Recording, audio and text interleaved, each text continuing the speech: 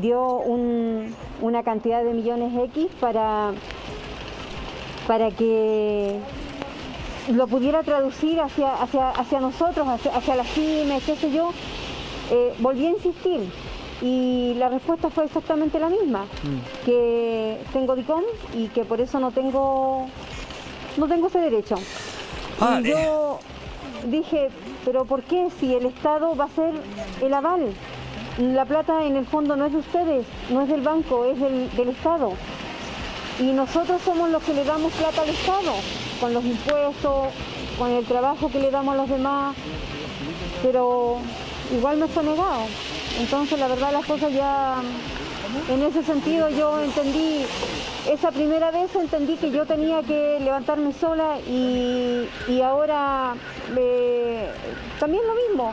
Sí. Lo que sí accedí fue al préstamo, ya porque yo no considero que es un beneficio, que nos da el Servicio de Impuestos Internos, que no fue mucho tampoco, pero que me ayuda un poco a paliar y que después tengo entendido que hay que pagarlo en UF.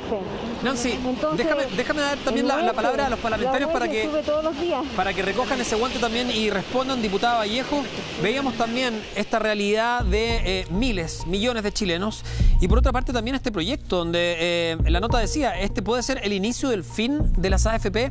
Luis Mesina decía, es el primer paso de una estrategia. Él ya habla de una estrategia para acabar con este sistema de pensiones. Sí, mira, yo agradecer el testimonio, lo que hemos estado escuchando durante mucho tiempo. La verdad es la realidad de nuestro país y esa realidad que muchas veces ha tratado de ser ocultada, manipulada o desnaturalizada respecto a lo que pasa realmente con las familias trabajadoras, sea de clase baja o sea de familias de ingresos medios. Y es que aquí tenemos dos elementos que son centrales. Uno es que hay un fracaso develado absolutamente del modelo de mercantilización de la sociedad y particularmente en el tema previsional. Es decir, hoy día con el tema de la FP ha quedado más que de manifiesto que hay una crisis, que hay un modelo que fracasó.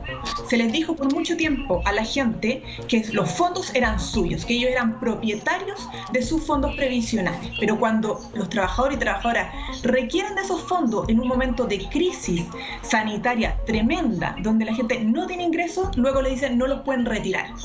Y eso obviamente ha desatado también el malestar de la gente que, además de la necesidad de tener recursos para pagar deudas, para pagar alimentos, les dicen que ahora resulta que lo que les prometieron y les vendieron no era tal. Entonces eso yo creo que son elementos centrales. Lo otro es que tenemos también una crisis del Estado. El diputado Macaya dice que aquí hay un exceso de burocracia. Bueno, pero el Estado no es un abstracto. La burocracia no se da porque sí. No es tampoco culpa del funcionario que no tiene criterio o del trabajador, la persona que no sabe postular un beneficio social. Es porque hay un Estado que ha estado diseñado para focalizar el gasto y hay que recomprobar con miles de artilugios que tú eres extremadamente vulnerable para recoger algo mísero del Estado.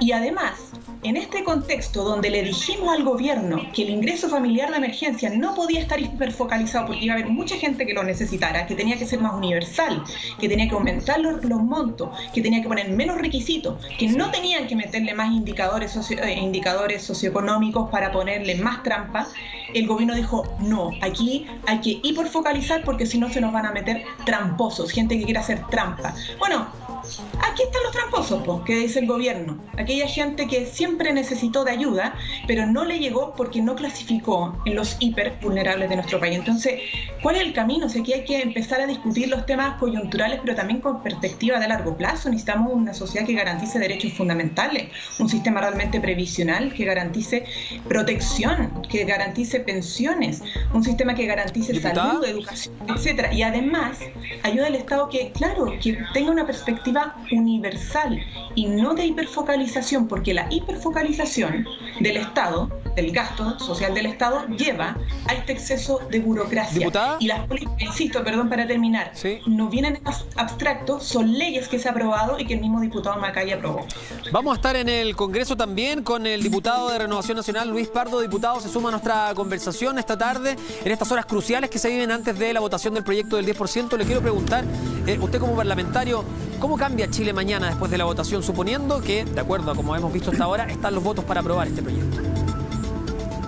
Hola, muy buenas tardes. En primer lugar, bueno, saludar a todo el panel, no los veo, pero un saludo a todos.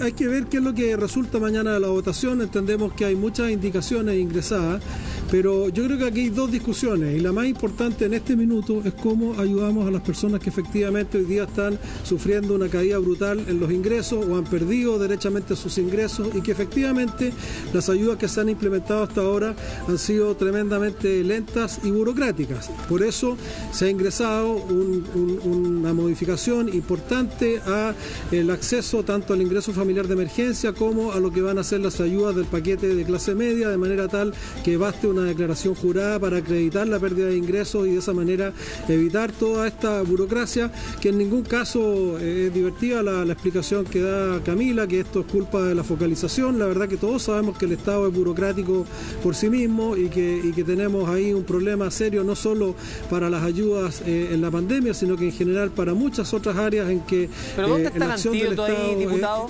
Se lo pregunto porque ya conocemos el diagnóstico. O sea, decir que el Estado es lento hoy día es casi de perogrullo, lo sabemos, que es como un tanque a pedales. Pero ¿cómo le ponemos marcha al Estado? ¿Cómo cortamos la grasa?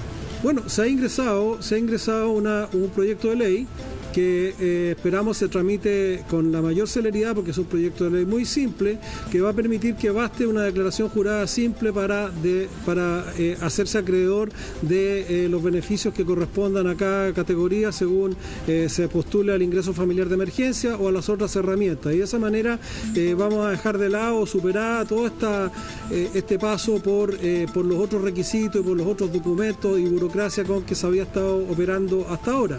Y eso creo que va a ser un avance importante. En forma automática van a acceder por lo menos 1 millón más de familias que están en lista de espera al ingreso familiar de emergencia. Hoy día ya hay 2.100.000 que han accedido y esperamos también que de la misma forma se simplifiquen los procesos de postulación y de acceso a las demás herramientas que se están entregando para ayudar a quienes hoy día han perdido sus ingresos o los han visto seriamente disminuidos. Diputado. Y eso, sin lugar a dudas, significa un alivio para quienes hoy día están en la angustia de no saber si van a recibir o no esas ayudas que sin lugar a dudas son tan necesarias. Le voy a dar el paso al diputado Mulet, los voy a ir interrumpiendo. Ustedes ya saben, el programa es más breve que el matinal, así que tenemos que hablar todos varias veces. Diputado Mulet, usted es un ideólogo, uno de los ideólogos de este proyecto. Escuchábamos a Nancy que con angustia decía, bueno, yo no necesito el 10, necesito el 20. Hay gente que está tan hasta el cuello que incluso esta plata no va a alcanzar. Primero que todo, ¿cómo se le ocurrió esta idea? ¿Y por qué el 10? Y además, si siente que con esto va a cambiar el país, definitivamente, porque esto no solamente significó sacar el 10% de los ahorros previsionales, significa que hay muchos que plantean ya un cambio al modelo. Bueno, muchas gracias, muy buenas tardes a Nancy, a Camila, a usted Humberto, a Javier, a Luis, a todos. Bueno, el proyecto, la verdad es que frente a la negativa persistente del ministro de Hacienda de decir que no hay más recursos desde que aprobamos, yo no lo aprobé, entre paréntesis, me pareció muy misérrimo, el bono COVID de 50.000 pesos, desde que se aprobó en el Parlamento a fines de marzo. Después el IFE 1, siempre el ministro decía no hay más plata, no hay más plata, no hay dinero. Y le decíamos precisamente lo que están haciendo 4 meses después, que baste una declaración jurada para que la persona señale la condición que está y pueda retirar los recursos.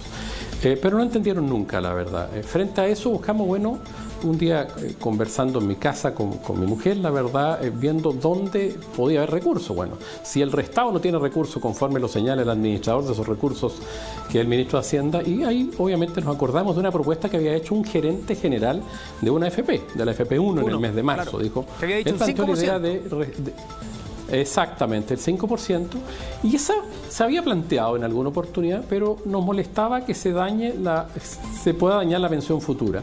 Entonces ideamos después, conversando con Alejandra Sepúlveda, con Esteban Velázquez, con René Alín, con la bancada, la idea del bono reconocimiento, buscar alguna manera de no dañar la pensión futura.